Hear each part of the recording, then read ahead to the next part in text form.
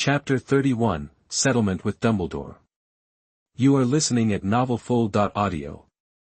Since Sebastian arrived at Hogwarts, he'd been shelling out his own money for Muggle supplies and team uniforms, but come on, he's no saint. He's not about to just throw cash away for no reason. He was being generous for two reasons. First, to boost the quality of his teaching and win over the students. But the real goal?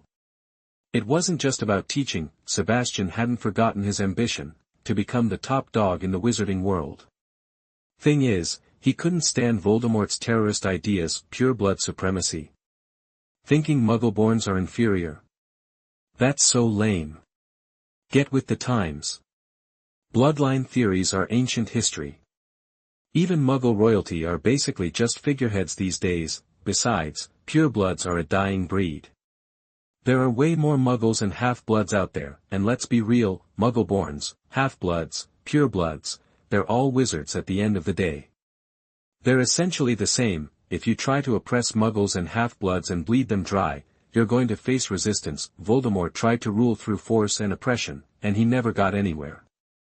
He was just a big fish in a small pond in Britain. Then you've got Grindelwald, the first Dark Lord, who had influence all over Europe and even across the Atlantic in the United States. Compared to Grindelwald, Voldemort was a total flop in both ideology and power, and let's not even get started on image. Seriously, is there any comparison? Besides, Sebastian wasn't even that interested in being a Dark Lord. What kind of title is that anyway? It doesn't exactly inspire trust. He learned in his past life that you're doomed to fail if you don't have the people on your side. You need to work through the official channels and unite the wizards. In the books, the wizards trust the official system the most, and for that, you need serious prestige. You can't get that as a businessman or a Quidditch star. That's why Sebastian came to Hogwarts early as a professor. Every British wizard graduates from here. He planned to use his knowledge of the future to get a head start and win the students over. If he can personally defeat Voldemort, he'll be golden. His reputation will skyrocket. Then he can either go into politics at the Ministry of Magic or get one of his people in as Minister for Magic. Everyone wanted Dumbledore to be Minister because he took down two Dark Lords, but he always refused. But there's still a problem. Sebastian isn't strong enough to control the wizarding world. You need not only a stellar reputation, but also the raw power to back it up. It's a jungle out there. He knew he'd get his butt kicked by a resurrected Voldemort. That's why he was desperate to learn Dumbledore's signature spell and get stronger. Ever since he was a kid, he wanted to learn all the awesome spells, like Fiendfire, but those spells are pretty personal, and Dumbledore never showed them off, so Sebastian couldn't learn them on the sly. When he first graduated, he asked Dumbledore for advice, but Dumbledore shot him down, saying he was too young. Now that he's back at Hogwarts, he didn't know where to start. He didn't want Dumbledore to get the wrong idea. So Sebastian came up with a plan: throw money at the problem. He blew all his galleons on Muggle studies and the Quidditch team. Sebastian was sure his plan was foolproof. He'd ask Dumbledore for reimbursement. He knew Dumbledore wouldn't have the money on hand. Then he'd ask to learn some magic. Dumbledore would have a hard time saying no. Bingo! It wasn't the most honorable approach, but as long as he got results, he didn't care. He was a Slytherin. After all, the end justifies the means. After dinner, Sebastian strolled towards the headmaster's office, feeling pretty pleased with himself. School's been in session for a while. Time to settle up, headmaster. Here I come. Heh heh heh. In the headmaster's office, Dumbledore was leaning back in his chair, enjoying a Coke. Ah, nice. He adjusted his beard contentedly and leaned back in his chair. No little wizards causing trouble, no paperwork. Being headmaster is the life. Suddenly, a portrait rushed over and told him Professor Swann was heading his way. He quickly stashed his Coke and grabbed a scholarly journal, putting it on the desk. Gotta keep up appearances, can't let Professor Swann think he stopped learning. Soon, Dumbledore heard the door open. He looked up at Sebastian and smiled. Good evening, Sebastian. What can I do for you? Please, have a seat. That he conjured a cup and put it in front of Sebastian, winking playfully. Care for a drink? Tea? Pumpkin juice? Or perhaps a Coke? Sebastian didn't stand on ceremony. He made the cup bigger with his wand and asked for a full cup of Coke, which made Dumbledore wince. He took a big sip and looked at Dumbledore. "Headmaster Dumbledore, I've got a bit of a problem, and I need your help." He held up his right hand, rubbing his thumb and index finger together. He said sheepishly, "Just a little something." Dumbledore didn't get it. "What's the problem?" "I'll do what I can to help." "That's good to hear." Sebastian was happy. "It's the second week of classes. Could you reimburse me for the Muggle studies expenses?" Dumbledore was surprised. "Muggle studies? Expenses?" Seeing Dumbledore's confusion, Sebastian knew it was time to put on a show. "Yes, Headmaster. Professor McGonagall told me that professors can get reimbursed for the teaching aids they prepare for their classes. I prepared so many teaching aids for Muggle studies, and the students love them." "So," Sebastian rubbed his hands together, smiling obsequiously at Dumbledore, "could you maybe reimburse me for those expenses?" Dumbledore started to understand, of course. That's the policy when you hire new professors. He'd also heard from a lot of students that Sebastian had a whole warehouse full of Muggle stuff. It must have cost a fortune. It wasn't right to make Sebastian pay for it. The school should reimburse him. It's the right thing to do, but how many galleons are we talking about? I don't know if I can afford it. Chapter 32 Dumbledore, you still want to fool me. You are listening at novelfull.audio. Thinking this over, Dumbledore sipped his Coke and asked, a little nervous, "So, how many galleons are we talking about?" Sebastian's face lit up. "Let me crunch the numbers. A whole warehouse of Muggle supplies cost about £20. At, say, 5 to 1, that's only around 4 galleons. Then there's the warehouse rental, the students' round-trip tickets on the night bus, all that." He waved his hand, playing it cool. "Call it even. Just cover the 4 galleons for the supplies. The rest? Consider it a donation to my old school." Dumbledore thought he'd misheard. He scratched his ear. "How much did you say?" 4 galleons. Sebastian held up 4 fingers. "Seriously? I'm practically giving this away because it's you. Anyone else, like Severus, would be paying full price. I kept all the receipts." "What? 4 galleons?" Dumbledore was stunned. Forget 4, his staff would starve next month if they coughed up that much. He was suddenly sweating bullets. After a moment, Dumbledore spread his hands, sighing. "Sebastian, you know the school's strapped for cash. We really can't swing that right now. Maybe we could work something out. Bingo." This was his cue. Sebastian fought to keep his excitement down, covering his face with his hands, feigning distress. 4 galleons. That's a tough one. He rubbed his face, as if making a decision. "Tell you what, Professor Dumbledore, how about you teach me some of your unique magic? Like, you know, that fire-making spell, the water prison, and transfiguration. Anything that'll up my game. That's the most valuable thing I can think of. Call it tuition. 40,000 galleons worth of tuition. What do you say?" The penny dropped. Dumbledore finally understood the game. Gotcha, star. All this was just a setup to score some lessons. Dumbledore was secretly thrilled. He'd seen right through him. Not even 40,000 galleons would tempt him if that meant giving up those secrets, but his own unique magic.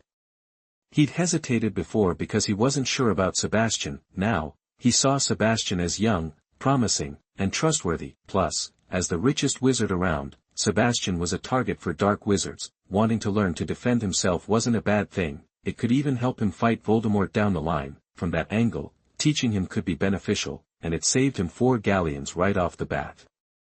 Worth it. Besides, the kid's acting was so good, if he didn't know better, he'd have fallen for it. Still, agreeing immediately would be too easy. Time to string him along. See how he played his cards. Dumbledore relaxed back into his chair, a smile playing on his lips. Technically, you're supposed to apply for reimbursement before the school year. It's a whole process. But we wouldn't want you to take a loss. How about installments? We could front you 5,000 galleons, and settle the rest later. Crap. Not how he'd expected this to go. Why couldn't the old man just play along? One look at Dumbledore, smiling, relaxed, told him he'd been figured out. Sebastian wanted to kick himself, he'd blown it.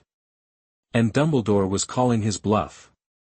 If he took that money, his reputation would be toast, the students would think Professor Swann was playing benefactor with the school's money, all his efforts to win them over would be for nothing. No one would trust him, besides, 40,000 galleons was peanuts. Magic was the real prize. He'd gladly cough up another 40,000 to learn from Dumbledore. What was the point in trying to pull a fast one on someone this wise? This guy had outmaneuvered Dark Lords, his petty tricks were nothing. Sebastian quickly backpedaled. Professor Dumbledore, please, don't insult me. I know the school's struggling. I'm here to help, through thick and thin. It's really no rush. It's a lot to ask, Dumbledore said, not letting him off the hook easily. But I won't sleep knowing the school owes you. Hogwarts' reputation is on the line. Tell you what, I'll call in the other professors. We'll brainstorm a solution together. Maybe Severus could whip up some potions, or we could use Pomona's herbs to pay you back. Whatever it takes, I'll make it right, even if I have to sell everything I own. Unbelievable. Sebastian was speechless. Could they please just get on the same page? Why was he using the other professors to pressure him? The old guy was shameless. They haggled for what felt like forever until Sebastian finally blurted out, Professor, we all know Voldemort's coming back. I want to learn from you, get stronger. Is that so? Seeing Sebastian's sincerity, Dumbledore turned serious. Understand, if you learn my spells, others will see you as firmly on my side. Sebastian shrugged. Headmaster Dumbledore, I'm the Muggle Studies professor at Hogwarts. They already see me on your side. Besides, when Voldemort returns, he won't leave Swann's alchemy alone. But I'm too stubborn to get on my knees and kiss someone's robes. Professor, I don't really have a choice, do I? Hearing Sebastian's heartfelt words, Dumbledore smiled. So, what about the 40,000 galleons? Sebastian's eyes lit up, he had him. Dumbledore had made it so obvious, he'd be a fool to miss the chance, he pumped his fist. Professor, you got it. Consider it a done deal. I'll cover the costs for any future supplies and won't cause the school any trouble. Dumbledore gave him his kindest smile of the night. Sebastian, let's start with Transfiguration. Chapter 33 Part 1 Hide and Seek. You are listening at novelfull.audio. Dumbledore truly is the most powerful wizard in the world. Transfiguration spells are so useful. Under his wand, the headmaster's office seemed to spring to life, the corner bookshelf morphed into a massive green tree, its books transforming into leaves. A breeze stirred, causing the leaves to dance and rustle, the floor became lush green grass, and the chairs turned into verdant tree stumps. The office supplies on the table transformed into small woodland creatures, scurrying around them. Even the figures in the wall portraits appeared to be strolling happily through a dense forest. What an eye-opener. Sebastian had always been proud, with his unique magical talent and work ethic. He'd been outshining all the school's geniuses in every subject since day one. Not even Snape or the Marauders could hold a candle to him in terms of magical ability. He even arrogantly ranked wizards by power level in his head. Dumbledore was in a league of his own. Voldemort was a solid second.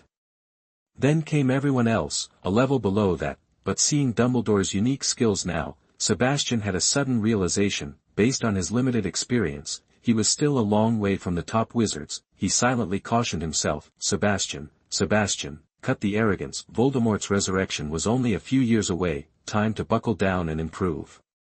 With that, he refocused and threw himself back into studying. By the time he left the headmaster's office, curfew had passed. Sebastian was ecstatic. The details were hard to explain, but the result was amazing. Walking the empty corridor, he hummed to himself, even busting a move. Gimme back what you took, and spit out what you ate. He schwa schwa. He schwa schwa. That he stopped only after a portrait complained, feeling a bit unsatisfied. Man, that was awesome. It had been ages since he'd had such a rewarding learning experience with a top wizard. Now what? He decided. He'd round up some students out past curfew to spice things up. Kids, you're lucky to have met me. He relaxed his magical senses. Okay, 2 on the 3rd floor, 2 on the 4th, and 4 in the kitchen. He caught 4 students, all Hufflepuffs grabbing a late-night snack. Professor. We're sorry. Professor, we're just hungry. Professor, please let us go. Professor, come eat with us. I've got butterbeer. Well, that last one knew how to bribe a professor with food. Sebastian looked at the little foodies with a helpless expression. No need to eat together. Just head back to bed after you finish. It's late. Since you're admitting your mistakes, I won't dock any points. The students were overjoyed and thanked Sebastian profusely. Leaving the Hogwarts kitchen, Sebastian frowned slightly. What was going on? 2 students were wandering around outside. Had they spotted him on the 3rd floor and bailed early? Why hadn't they returned to their dorms yet? How rude. He was not in the mood. Hang on. Just watch where they run. Time for hide and seek. He strode towards the 2 students he sensed going up a floor. Sebastian realized something was up. How did these 2 know his moves in advance? They kept dodging his direction. Wait. This felt familiar. He'd played the same game of cat and mouse with a certain group of 4 during late-night outings back in his own school days. Sebastian tried to sense it and found that one of the students was holding an alchemical item. Could it be the Marauder's map?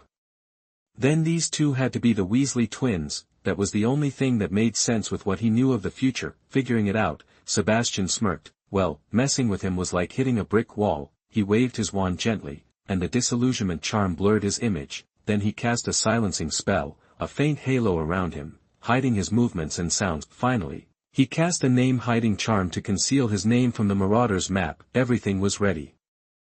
Let's go. Standing in front of a mirror on the 4th floor, Sebastian overheard a hushed conversation. Hey, George, why did Professor Swann's name suddenly disappear? And I can't find him anywhere. I don't know, Fred. Should we take a peek? Hiding here isn't much fun. Good idea. Let's sneak out and hide if we hear anything. Okay, let's go. Sebastian quickly ducked aside, the mirror split, and the twins emerged. Sneaking out, they tiptoed, stopping every few steps to check the map and listen for any sounds. Nice. Very professional. Crouching against the wall, too, they must sneak out all the time. Yeah, with the Marauder's map, the professors never stood a chance. Sebastian followed, watching them enjoy themselves. The twins only relaxed once they reached another floor. All clear, George. All the other professors are in their lounges except for Professor Swann. Looks like Professor Swann went home, Fred. Doesn't he always go home to sleep? We're in the clear. Woohoo. Let's hurry up and explore that corridor we left off last time. Sebastian had to stifle a laugh. He cancelled the silencing and name-hiding spells and continued to trail the twins. Hey, Fred, I hear someone following us. I looked back, but nobody's there. Check the map. Fred grabbed the Marauder's map and held it up to the light. There it was, Sebastian Swann's name, right behind them. Busted. The professor was following them the whole time, and they didn't even notice. It must be that disillusionment charm Charlie had mentioned. They were just 2 second-year students. Did he have to go that far? Fred and George were filled with dread and indignation, turning to where the footsteps had stopped. Seeing the effect, Sebastian was satisfied. He dropped the disillusionment charm and smiled at the twins. Hello. Hello, Mr. Weasleys. What a beautiful night for a stroll. Chapter 34 Love for Talent. You are listening at novelfull.audio. Seeing Sebastian pop up out of nowhere, the Weasley twins weren't scared at all. They just strolled right up to him, one on each side, and grabbed his sleeves. That's awesome, Professor Swann. How'd you do that? Was it a disillusionment charm? Can you teach us? Whoa, I'm not even getting a fear response. Guess my intimidation factor is pretty low. Sebastian looked at the grinning twins, a little annoyed. Oh, sure, I'll teach you the disillusionment charm so you can sneak out at night later, will I? Come on, you two. Now Fred and George were worried about being hauled in front of Professor McGonagall. Just the thought of her stern face sent shivers down their spines. If McGonagall found out about this, Gryffindor wouldn't just lose points, they'd both be in serious trouble. They didn't breathe easy until they were inside Sebastian's office. Okay, this is better. At least it'll only be points deducted. Professor Swann's a good guy, he won't give us too hard of a time. Sebastian had been envious of the twins for ages. They were practically legendary geniuses. Sure, they were prank-obsessed, but they were also little inventors. They loved creating joke products, like skiving snack boxes and extendable ears. Later, they'd open a joke shop in Diagon Alley and kill it. He never had a good reason to get close to the funny guys, but today, they just landed in his lap. Jackpot, what am I waiting for? Time to poach some talent. Gotta recruit them. Sebastian's inner capitalist went into overdrive. He planned to invest in them now and recruit them to Swann Alchemy after graduation, let them really shine. And as for joke shops, I could bankroll that too, but I'd need someone to run it. Mrs. Weasley, for example, she would be great for this. By then, the kids would be grown, and she'd be bored at home, so it'd be the perfect opportunity to give her something to do. He gestured for them to sit on the sofa, then conjured up 2 glasses, saying kindly, imitating Dumbledore, "What can I get you gentlemen to drink? I have pumpkin juice, butterbeer, or even a muggle drink, Coke." Fred and George exchanged surprised glances and then said in unison, "Coke." Seeing the fizzing black drink, George hesitated a little. "This is Coke. Like Charlie and the others described, it doesn't exactly look appetizing. What's with the color?" Fred didn't overthink it. He grabbed the glass and chugged it down in one go. He drained it and let out a loud burp. Blurg. Not even embarrassed, he just looked at Sebastian, surprised. "That's awesome. Just like Percy and the others said. Can I have another one, Professor Swann?" Seeing Fred's reaction, George's eyes widened. He didn't hesitate. He grabbed his glass and downed it, just like Fred. Blurg. The twins' antics didn't bother Sebastian. He levitated the Coke bottle and refilled their glasses. He chuckled softly, watching Fred and George clink glasses. Those two are total loose cannons, still in the mood for a toast. He smiled warmly and waved them over. "Show me the map." Getting his hands on the Marauders' map made Sebastian feel a little starstruck. This is a legendary artifact, and it's the first time I've ever touched it. He carefully felt it out with his magic, and with his alchemy background, he quickly understood how it worked. The tech wasn't even that impressive, the imagination behind it is what was special. Sebastian looked at the names on the map, aimed his wand at it, and murmured, "Mischief managed." The writing on the parchment vanished, leaving it blank and new. Fred and George jumped up, thrilled. "Professor, how do you know how to use this thing? Are you Prongs, Padfoot, Moony, or Wormtail?" They were beyond excited. Since they got the map, they had been sneaking out all the time. The reason they hadn't been caught by the professors or Filch was all thanks to the map. And now, they might have just met the creator. Sebastian smiled mysteriously and shook his head. "Nope, not me. But I know those guys. Unfortunately, most of them are my enemies." When Fred and George heard that the professor knew the makers, it clicked. No wonder he'd caught them so easily. Before they could sit down, Sebastian dangled the bait. "Gentlemen, how would you like to participate in an alchemy project?" Alchemy project. The professor wants us on an alchemy project? No way. Fred and George looked at each other, practically vibrating. "We're in, Professor." "What kind of project?" Sebastian picked up the Marauders' map, motioning for them to sit. "Hold your horses. Sit down first. I want you two to reverse engineer the Marauders' map and make another one." The twins were puzzled. "Why would you want another one?" "Professor, if you want a Marauders' map, we can just give you this one. We've already figured out all the secret passages." Sebastian didn't know whether to laugh or cry. Am I coming across as a bandit here, trying to snatch up every cool thing I see? He explained patiently, "Every year, new students get lost in the castle. The place is like a maze, and the stairs are always moving. Not to mention some of the steps are booby-trapped and will get your feet stuck if you step on them. Because of this, some first years are late for their first class. So, I want to create a navigation map. Fred's eyes lit up. That's awesome. I'm in, Professor. What do you want us to do? George was still confused. Professor Swann, this seems pretty easy for you. Why leave it to us? Hearing this, Fred panicked. He slapped his hand over George's mouth, forcing a smile.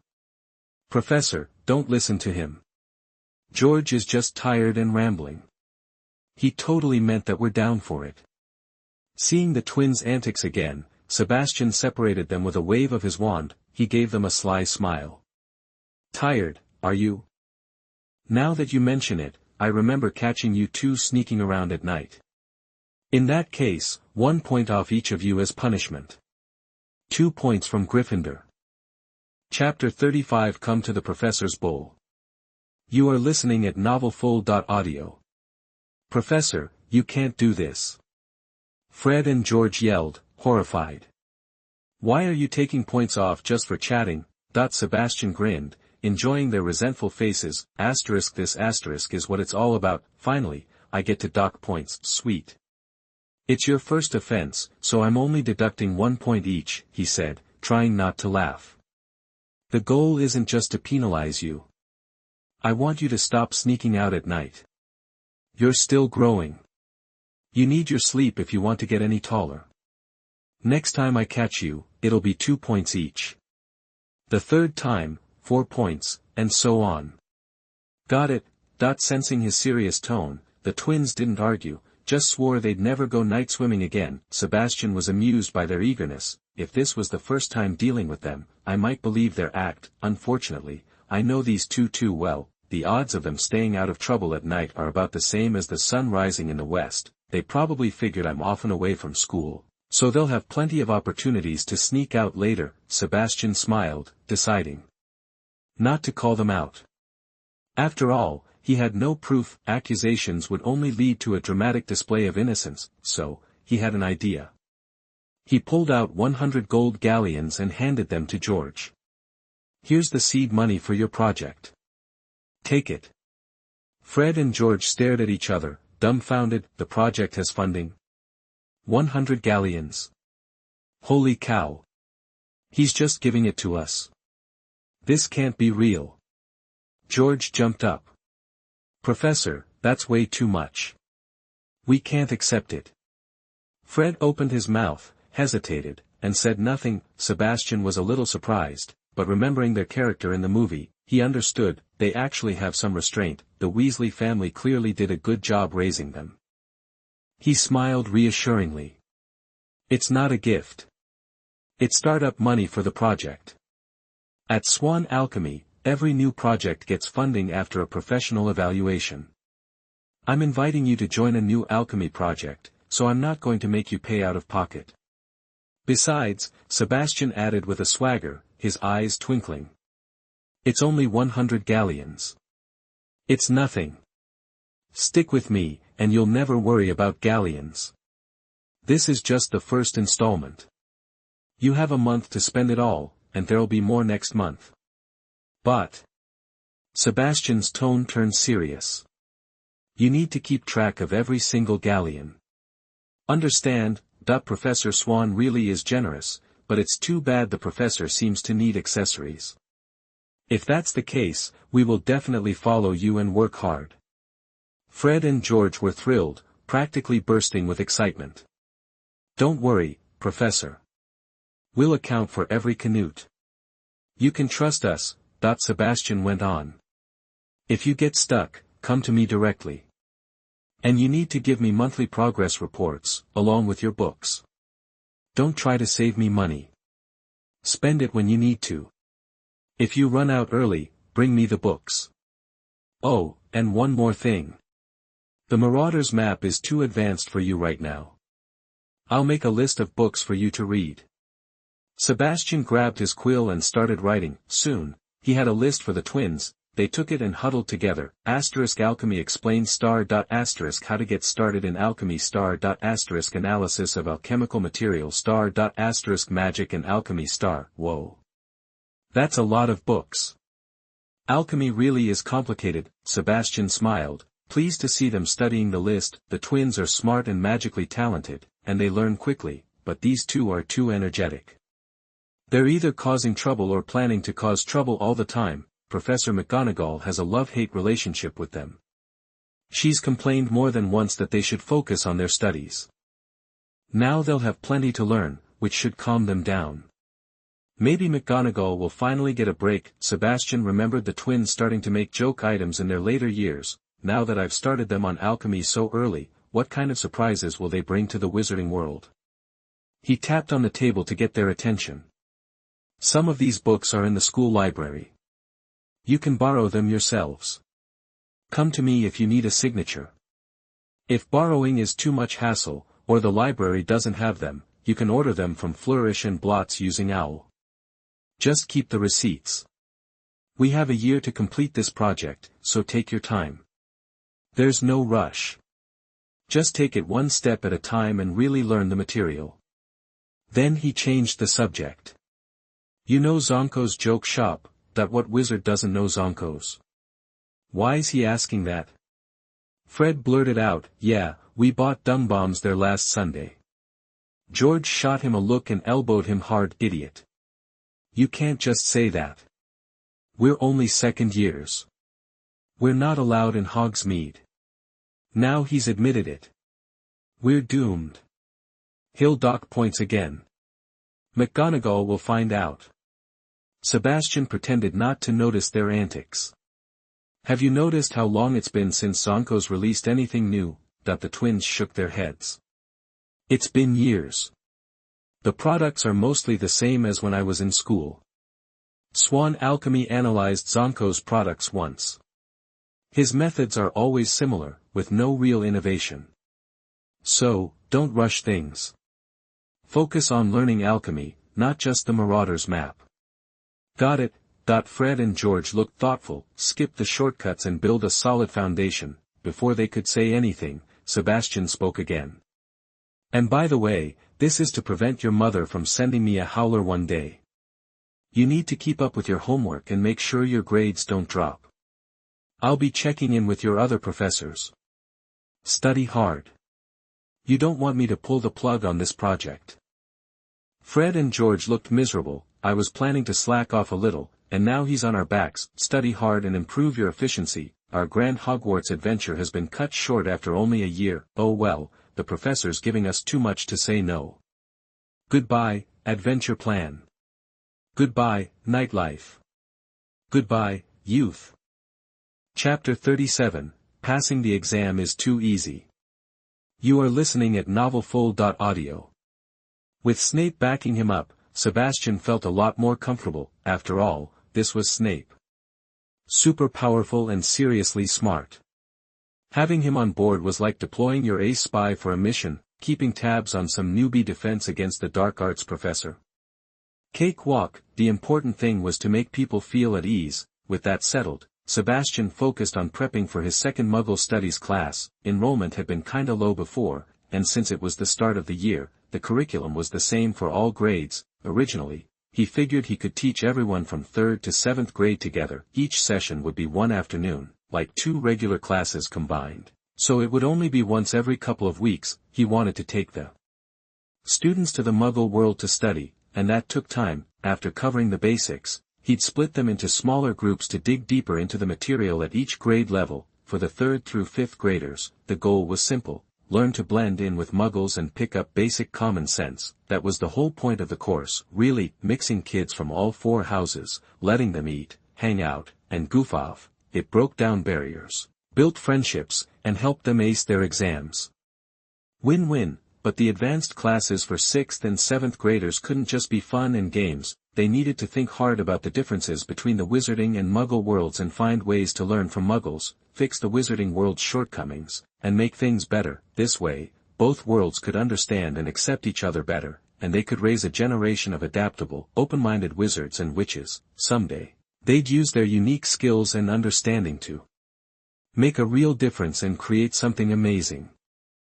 That's what Sebastian hoped to achieve with Muggle studies. Of course, Professor Quirrell picked the current 6th and 7th graders, so his expectations weren't sky high. He just needed them to pass their exams with good grades and be able to fit in when they visited the Muggle world. When Sebastian walked into the second Muggle studies class, the room was packed. Whoa! A ton of people. Was the whole 3rd grade here? All he saw were little kids. Good thing the classroom was huge, or they wouldn't all fit.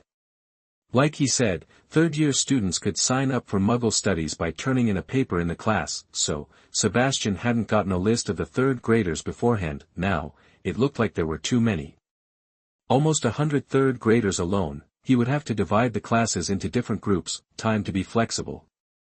The classroom was buzzing, especially with the new 3rd graders, who were excited to see what Professor Swann had planned. The arcade fans, led by Marcus, were huddled together, talking about tips and tricks for beating the games. They were totally focused, swapping stories and ideas. When the students saw Sebastian walk in, their eyes lit up, and they stopped talking. The classroom went dead silent. Sebastian went to the podium and saw the neatly stacked papers. He was impressed. Nice. These kids are motivated. Everyone handed in their papers without being told. Looks like Muggle studies is still a hit. All right. He pulled out a stack of test papers. Same as before. Pre-class quiz time. Some of the girls, who had heard about Sebastian's awesome roll call magic, were excited. They wanted to see the cool spells, especially the glowing butterflies. They all said, "Professor Swann, are you going to do the magic call? Professor, aren't you going to call the roll yet? The professor is so cute." Sebastian used magic to send the test papers floating toward the students and explained with a smile, "Since we weren't sure how many 3rd-year students would join the class, we'll do roll call next time. I'll base the list on the papers you turn in. Let's start the quiz. You have 30 minutes. Go." The students grabbed their quills and started writing. The classroom was quiet, except for the scratching of quills on paper. Everyone was focused on answering the questions. No distractions, no talking. Sebastian stood at the podium, watching the students' faces. The new students were what he expected. The Muggle-born and half-blood students looked relaxed, while the pure-blood students seemed a little lost. The students who had already taken Muggle studies looked relaxed, like the quiz was a piece of cake. Even Marcus, the slacker, was grinning. He nodded as he wrote, looking happy. Sebastian raised an eyebrow. Not bad. Looks like the new teaching method is working. Mixing learning with fun is the way to go. 30 minutes flew by, and the students' papers floated up and flew towards Sebastian. Marcus didn't even have time to put down his pen. He turned to his buddy and said proudly, "That was so easy. I didn't even need 30 minutes. Does the professor think we're dumb? He gave us baby questions. I'm practically ready for the OWL exam. Getting an A, pass, will be a cinch." Charlie Weasley, who was behind him, couldn't resist. "Come on, Marcus. I saw a bunch of blank spaces on your paper. You totally didn't finish in 30 minutes. Marcus glared at him. "What do you know? The professor hasn't taught those questions yet." He puffed up his chest and said, "As long as it's about Muggle stuff, I can answer anything. It's just one class. Getting an A on the OWL exam will be no problem." "Are you doubting Professor Swann's teaching skills?" "You're right." Charlie agreed. "With Professor Swann, it's hard to fail." Percy Weasley, who was nearby, nodded in agreement. "Exactly. Professor Swann's teaching style is great. The Muggle Studies exam will be a breeze. I used to spend forever memorizing the textbooks. Now, if I just pay attention in class, I can pass the exam, which saves me time. I can spend that time studying other subjects. I picked 12 courses, after all, and it's a lot of pressure. I can chill out in Muggle studies." Sweet. He glanced at the Ravenclaw girl next to him and thought, that I wonder if Penelope likes Contra. It's perfect for playing with 2 people. After collecting the papers, Sebastian looked at the eager students. "Awesome. The new students are wearing Muggle clothes too. Alright. Hand in your wands, same as always. Let's go. Chapter 38 What Pennies Can Do. You are listening at novelfull.audio.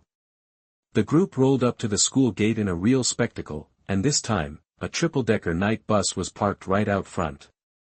Whoa! A 3-story night bus. Way different than last time. Awesome, that the young wizards who were just starting Muggle studies were stoked. They'd heard all about the night bus, and seeing it in person totally lived up to the hype. Students like Charlie, who'd already ridden the bus, tried to play it cool, like they'd seen it all before. What's the big deal? These kids are so clueless, it's just the night bus, right? They quietly made their way to the bus door. Charlie and Marcus were pushing to be first, neither wanting to back down. They locked eyes, a silent battle raging between them. Humph. I'm calling dibs on the front seat on the second, third, floor. Get on the bus. Stop blocking the door. Sebastian yelled, eyeing the two squabbling boys. Charlie, Marcus, step aside. Let the younger students go first. Sebastian waited until everyone had buckled up before telling the driver to hit the road. He ignored the excited chatter, found a seat, and pulled out the students' test papers to review. Hey. Marcus is making some serious progress. His descriptions of Muggle stuff are spot on. He's just a little weak on the basics of Muggle life. Guess he hasn't been reading the textbook. No biggie, he'll catch on. After getting off the night bus, Sebastian led the students back to the same old warehouse. Today's class has 2 parts. First, the new third-year students will learn how to use some Muggle gadgets. Remember these 3 things: the name of the item, what it does, and how to use it.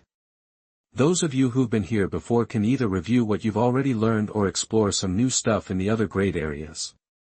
Now, for the second half of class, Sebastian said, a mysterious smile playing on his lips, keeping the details secret. We'll be exploring some fun things together. I guarantee you'll all love it. Alright, go.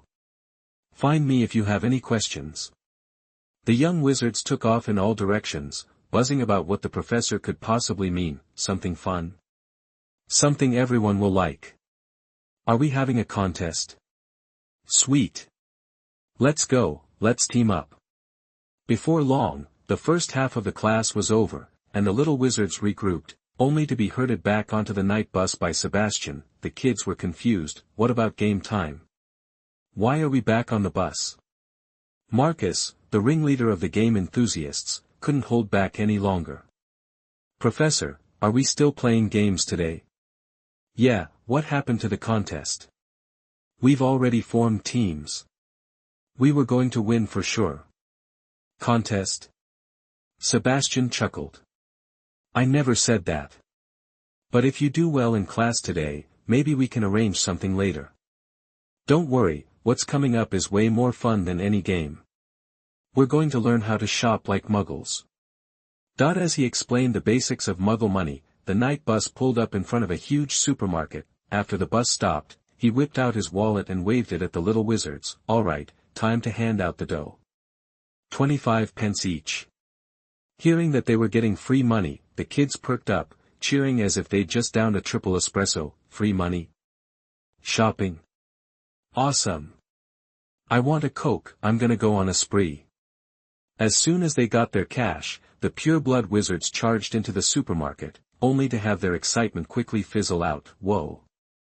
You can't buy squat with 25 pence, a can of Coke is 35p. You can barely afford some candy. No wonder those Muggles and half-blood wizards are so chill. They know what 25 pence will get you. Just then, Sebastian's voice echoed in everyone's head, finding that the money doesn't stretch very far. Hearing the professor's teasing, the young wizards shot each other resentful glances. Silently cursing the trickster professor, they started scanning the store, desperately trying to spot Sebastian. Unfortunately, Sebastian was still on the bus, talking to them remotely using magic, so their plan to glare him into submission was a bust. Today's class theme is cooperation and sharing, so you need to team up to buy the things you all want. Coke, cookies, even Muggle toys, anything's fair game as long as your team agrees. But, professors got a little condition. Each team must have at least 4 people, and the members must come from 4 different houses. Sebastian's voice was firm and clear. If I catch any team bending the rules, don't blame me for being harsh and taking back all the money.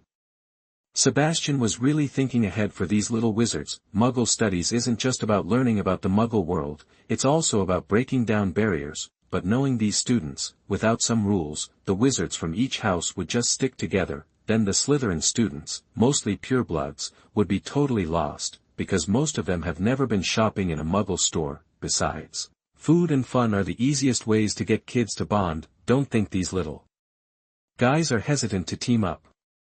I bet they'll be having a blast once they start sharing the treats. Also, if the pureblood wizards want to know what's good, they'll need help from the Muggleborn and half-blood wizards. It's also good to get a taste of teamwork early on, especially those little Slytherins, always looking down their noses at things. Unless they're planning to inherit the family fortune right after graduation, they'll need to learn to work with others when they get a job.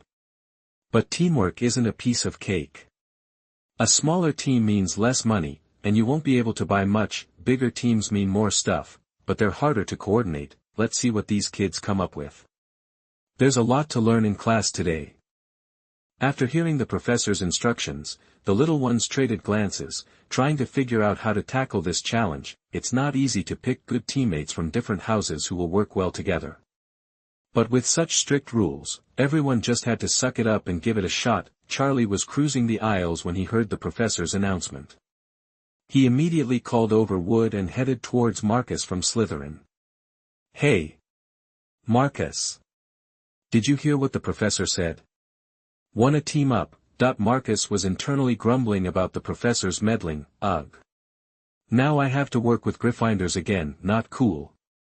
Professor, seriously? Can't I just buy some candy myself? But it's Charlie and Wood. We're on the same Quidditch team, so we know how to work together. Plus, there aren't that many older students around, and it would suck if we couldn't find a team. Then everyone else will be feasting, and you'll be stuck with nothing.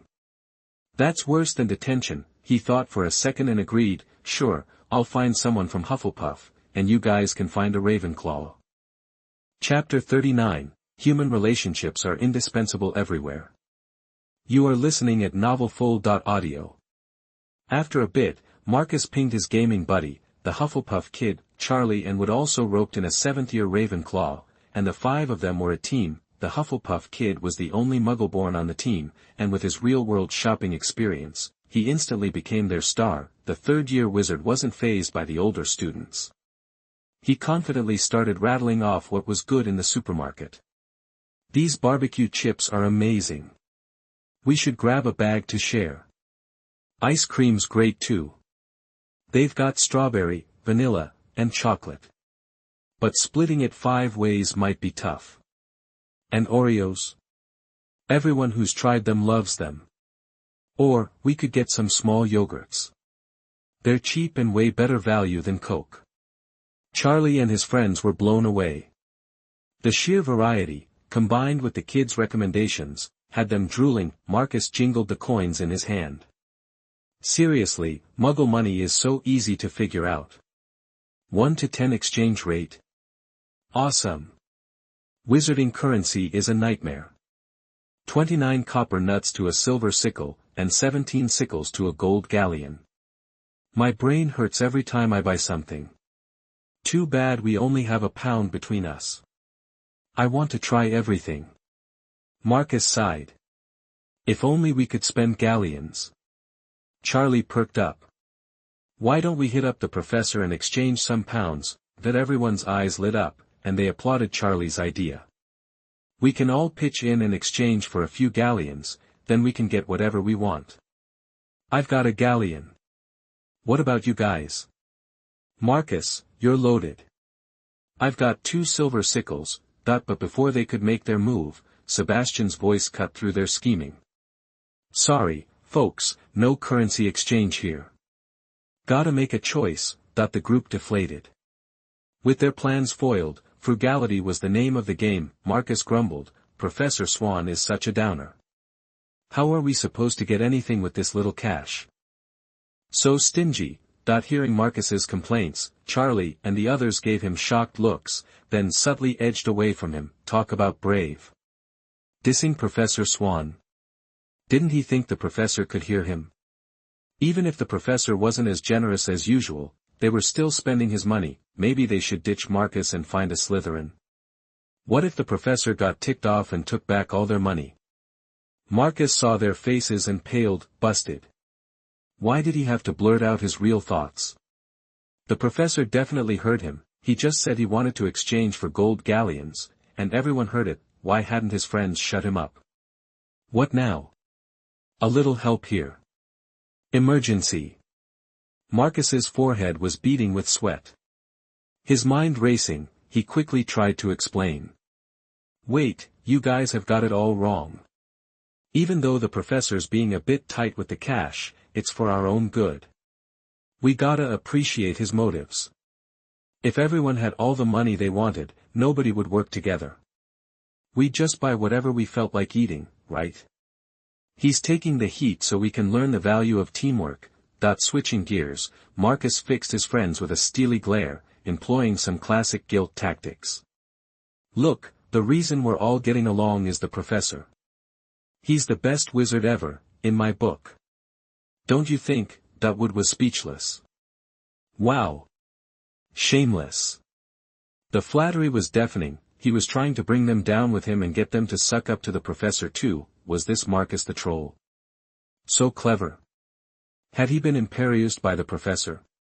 Seeing the uneasy vibe, Charlie stepped up, clapped Marcus on the shoulder, and declared, "You're totally right. The professor's clearly put a lot of time and thought into this. Let's not let him down. Let's get back to shopping." Shooting a knowing look at the stunned Wood, Charlie winked to himself, feeling smug. He'd gotten Marcus out of hot water, but in this world, you've gotta know how to play the game. Now that he'd done Marcus a solid, Marcus would owe him on the Quidditch field. Wood was too green. He needed a crash course in social maneuvering. Clapping his hands, he got everyone's attention. Okay, let's figure out what we're buying. Marcus wiped the sweat from his brow and gave Charlie a grateful look. Dude. Charlie had saved his bacon. He was a true Quidditch captain. He had his respect. Huddling together, they whispered, calculated, and finally made a decision. 70 pence for 2 Cokes to share. Then a bag of chips for 10p, and the rest on candy. Back on the bus, the little wizard sat differently than before. When they'd boarded, the newbies had stuck to their own houses, a clear dividing line. Now, after shopping together, they clustered with their teams, sharing their spoils. They ate, drank, talked, and laughed, the initial awkwardness gone, accepting some candy from a little Ravenclaw which, Sebastian smiled, observing the students. Check it out. Almost everyone had a Coke. Good thing disposable cups were already on the night bus, otherwise, they'd be in a frenzy. After all, nobody had a wand at the moment, so they couldn't use transfiguration. Most bought similar things, Coke, chips, cookies, and some candy, but there were a few exceptions. One all-girls group had bought a ton of fruit, grapes, bananas, oranges, the works. Not bad. That was a smart move. Fruit was pretty cheap, and a few boys had bought 2 bottles of bubble liquid and were taking turns blowing bubbles. Back at Hogwarts, Sebastian returned the wands.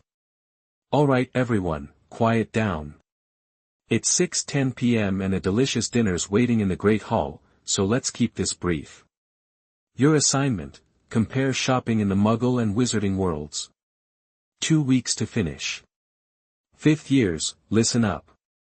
Selection for the advanced class won't depend on your OWL scores anymore. Frankly, the test for this course will be a cakewalk for you. So, if you want to take my advanced class next year, put some serious effort into these papers. Also, enrollment exceeded expectations, so different years will have different material. Starting next class, we'll have separate sessions. We'll let you know the schedule. And, to celebrate a successful first Muggle Studies field trip, Sebastian smiled gently, I've decided to give you all a little something. He opened his magically expanded bag, and bottles of Coke and bags of candy flew out, landing perfectly in each student's hands. 2 Cokes and 2 bags of candy each. Take them home, enjoy them, share them with friends who aren't in Muggle studies, your call. Seeing the students' shining eyes, Sebastian waved his hand. What are you waiting for? Go to the Great Hall and eat. Dismissed. Chapter 40, Snape, Cold-Faced and Warm-Hearted. You are listening at novelfull.audio. In the days that followed, life was quiet for Sebastian. He enjoyed his work as a Muggle studies professor and coaching the school Quidditch team for the upcoming inter-school tournament. Time flew by, and before he knew it, it was the first Sunday in October. The European inter-school Quidditch tournament was set to begin, and the young wizards were buzzing with anticipation. The Beauxbatons Quidditch players, led by Madame Maxime, arrived at Hogwarts the day before in a magical carriage. Hogwarts hosted a grand welcoming dinner for their visitors. Sebastian arrived at the Quidditch pitch early Sunday morning. The field had been transformed.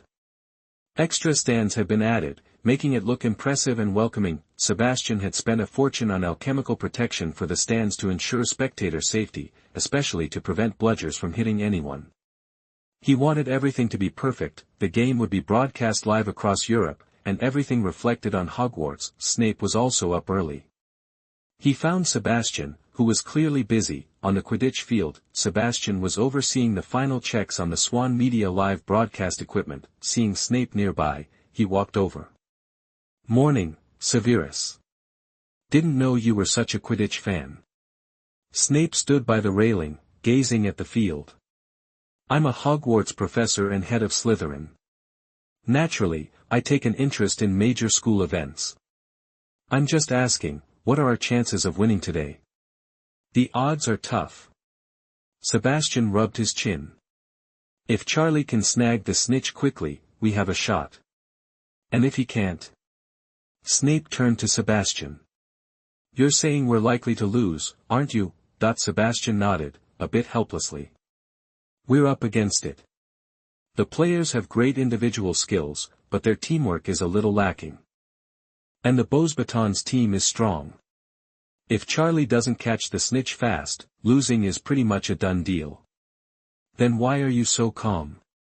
Snape's words came faster now. If I were you, I would have been pushing them harder.